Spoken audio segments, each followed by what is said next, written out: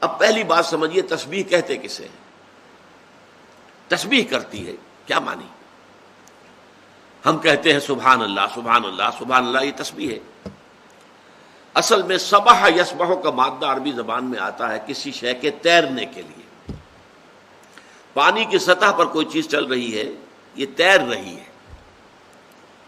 خلا میں کوئی سیارہ جو ہے اپنے مدار میں حرکت کر رہا ہے، تیر رہا ہے، گرتا نہیں ہے، وہ اپنے اس مدار، اپنے اس لیول کو برقرار رکھتا ہے۔ اسی سے پھر اب فعل متعدی بنا کسی شے کو تیرانا۔ سبح للہ ما فی السماوات والارض، کسی شے کو تیرانے کا، اللہ کو تیرانے کا مطلب کیا ہے؟ کہ اللہ تعالی کی ذات کے ساتھ کوئی ایسا تصور شامل نہ کر دیا جائے جو اس کے شان کے شایاں نہ ہو۔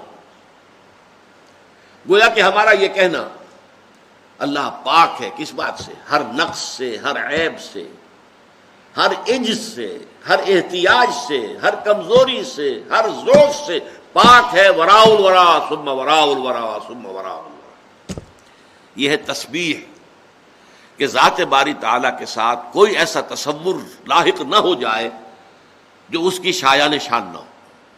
سبح للہ ما فی السماوات والارض، کائنات کی ہر چیز تسبیح کرتی ہے اللہ کی، ہر چیز اللہ تعالیٰ کو اس کے مقام رفیع کے اوپر بیان کر رہی ہے۔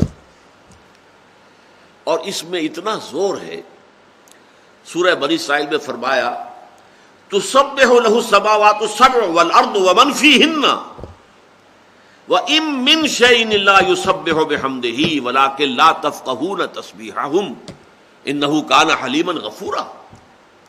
ساتوں آسمان اور یہ زمین اور جو کچھ ان میں ہے وہ اللہ کی تسبیح میں لگے ہوئے ہیں۔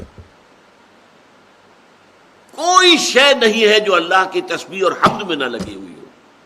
وَإِن مِّن شَيْءٍ لَّا يُسَبِّحُ بِحَمْدِهِ وَلَٰكِن لَّا تَفْقَهُونَ تَسْبِيحَهُمْ، لیکن تم ان کی تسبیح کو سمجھ نہیں سکتے، جان نہیں سکتے۔